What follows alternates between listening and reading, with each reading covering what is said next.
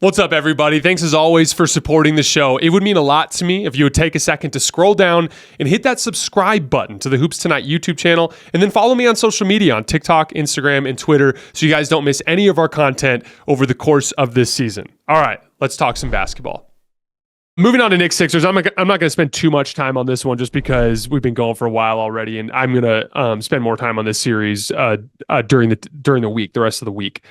But as we talked about in our series preview, the Sixers have more talent in the half court, right? And so one of the things we talked about is like if they can just hold up better in the physical areas of the game. I don't have the numbers right in front of me because it's in a different note, but they outscored the Knicks in the half court by 22 points per 100 possessions in game one.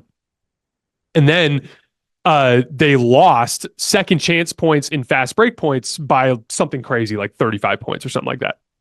They got absolutely blitzed, right? So they needed to hold up better. They did. They won the fast break points battle, I think 14-10. They held up much better on the glass. They gave up 12 offensive rebounds and got 10 of their own. So they held up better, right? But that final sequence, again, like I thought the critical error there was they rushed their inbound, and Tyrese was kind of running along the baseline and had guys in pursuit. That's a difficult play no matter what. And again, you gotta understand the predicament. So like in the same way that Darvin Ham needs to be able to read the situation and go, hey, this game's a bloodbath. So if I challenge this, it might get overturned. Earlier, Mike Malone challenged D'Lo getting slapped across the face on a layup attempt clearly on video, and it got overturned. So maybe I should challenge this one too. That's reading the situation. Nick Nurse should have looked at the situation and been like, holy shit, this game has been super physical. Everyone's getting away with everything. I probably should call a timeout here to make sure we get a clean catch. No, he didn't. He tried to call a timeout after the ball got inbounded. If I remember correctly, there was some footage going around. I think he called the timeout.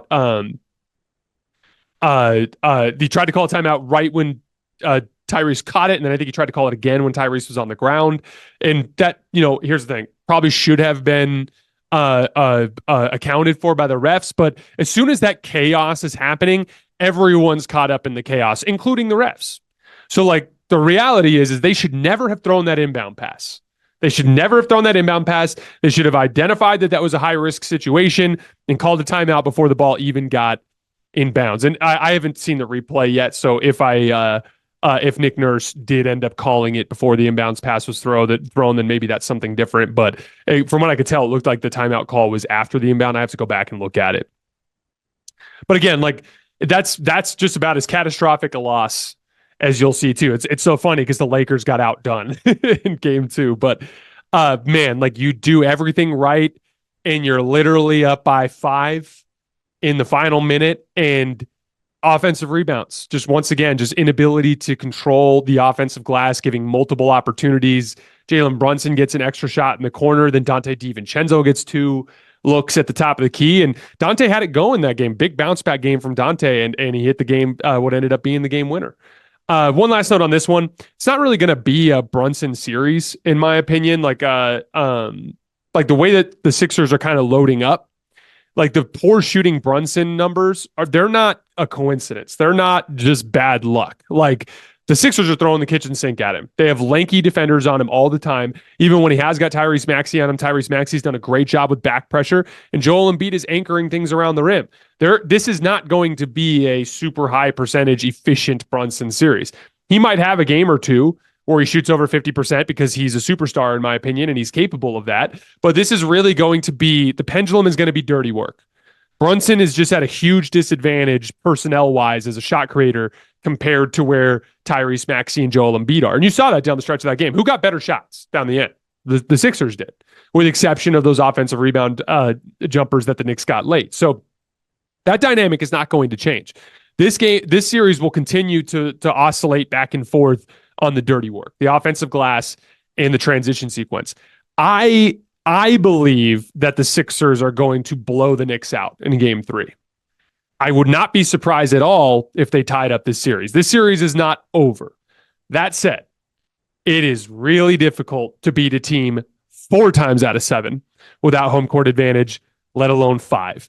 And you beat the Knicks tonight for 47 and a half minutes and they came back and got you on a crazy sequence at the end of the game. So now you basically have to beat them 5 times out of 7. That is not going to be easy. But go home. You're the more talented team. You're at home. You're desperate. Beat them up in game 3. Game 4 will be close. If Embiid and Maxey can close the deal, and if they can control those things on the margins, 2-2 series, then you get your rematch in New York to try to undo what happened in this particular game. But I mean, that's going to be really tough to bounce back from, no matter how you slice it. That's a really, really tough set of circumstances. I want to shout out Tyrese Maxey in this game. Again, I've always been a big Tyrese Maxey fan. I've told you guys this before, but I ran into him in Vegas, and I've seen 40 NBA players hanging out in Vegas, and he was the only guy I saw working out. Now, to be clear, I'm sure most of those players were working out while they're in Vegas, but just when I saw him, it was just cool, because I was like, man, this guy's here, but he's like, this is a business trip. I'm hanging out, gonna have some fun, but it's a business trip. And I just have always been a fan of Tyrese Maxey in general. I think he's got a really fun game, and came out this game super hot. By the way, playing through flu-like symptoms. Came out super hot, and he got ice cold there in that third quarter stretch, and he couldn't hit a jumper to save his life. And obviously, Joel Embiid was super fatigued there down the stretch of the game. But I thought Maxey was magnificent down the stretch of this game, and I thought that, you know, for this being his first opportunity to be kind of the tip of the spear in an NBA playoff environment for a team with real expectations, he's showing us that he can do this. He can do this at a really high level. I think he's a legitimate number 2. And he just went into MSG and hit big shot after big shot down the stretch and gave his team a really good chance to win. And honestly, like, I don't blame him for that final sequence. That's on the coach, in my opinion. That ball should never have been inbounded. That should never have made its way to Tyrese Maxey under the circumstances. Again, and this is something everyone's got to adjust, including the coaching staffs. They got to adjust and understand that this is brutally physical basketball that we're seeing in most of these games. And you got to understand that if you allow like congested environments to take place, guys might get fouled and it just might not get called. And you have to account for that in your game planning. All right, guys, that is all I have for tonight. As always, I sincerely appreciate you for supporting the show. Probably going to take the daytime tomorrow off, but we will be back later in the evening for an instant reaction video after the final game of the night. I will see you guys then. Thanks for rocking with me. See you tomorrow.